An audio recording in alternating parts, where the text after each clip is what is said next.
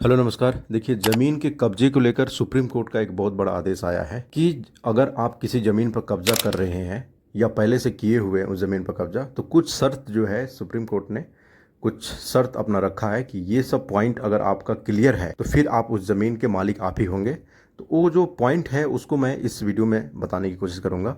देखिए, पहला है कि आप किसी ज़मीन पर आप कब्जा किए हुए हैं तो एटलीस्ट ये पता होना चाहिए कि वो ज़मीन किसके नाम से रजिस्टर्ड थी पहले से।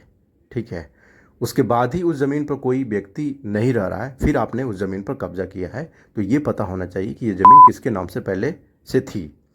दूसरा है कि उस ज़मीन पर किसी भी प्रकार का कोई कंप्लेन जो है किसी ने पहले से किया है या नहीं, ये भी पता करना है आपको।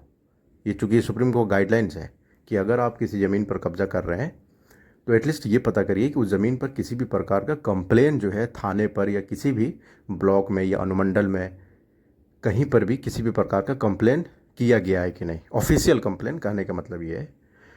तीसरा पॉइंट है कि 12 साल तक अगर उस ज़मीन पर अगर आप कब्जा कर लेते हैं, पहले से रह रहे हैं, पिछले 12 साल से रह रहे हैं और उस 12 साल में किसी भी प्रकार का कंप्लेन जो है उस मालिक का, ज़मीन के जो मालिक है, किसी भी तरह का इंटरफेयर जो है उस ज़मीन पर नहीं किया है, किसी भी प्रकार का कंप्लेन जो है थाने पर या कहीं पर भी नहीं किया है, तो फिर भी आपका ही कब्जाधारी, आप ही कब्जाधारी होंगे। चौथा पॉइंट है कि ज़मीन मालिक का कब्जाधारी पर कोई केस जो है कोई हुआ है या नहीं, ज़मीन पर कब्जा हटाने के लिए मालिक ने उस पर कोई कंप्लेन किया है या नहीं। और इसमें एक और बात सुप्रीम कोर्ट ने ऐड किया है कि उस ज़मीन पर पहले से कोई केस मुकदमा चल रहा है या नहीं, दो पार्टी में अलग से, फिर जाकर आपने उस ज़मीन पर कब्जा किया है।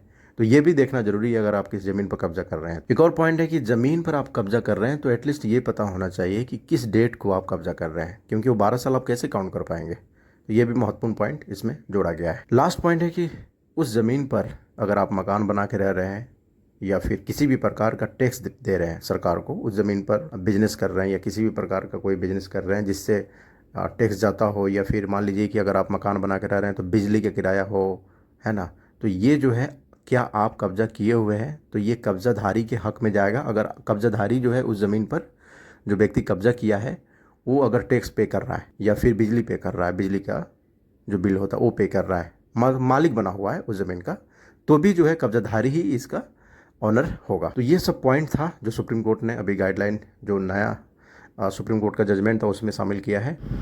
तो कैसा लगा आपको ये जानकारी? अगर पहली बार आप ये चैनल पर आए हुए हैं तो इस चैनल को सब्सक्राइब कीजिएगा। नेक्स्ट वीडियो के लिए मिलते हैं इस नेक्स्ट वीडियो में। अपना ख्याल रखिए, अपना सेहत का। जय हिंद।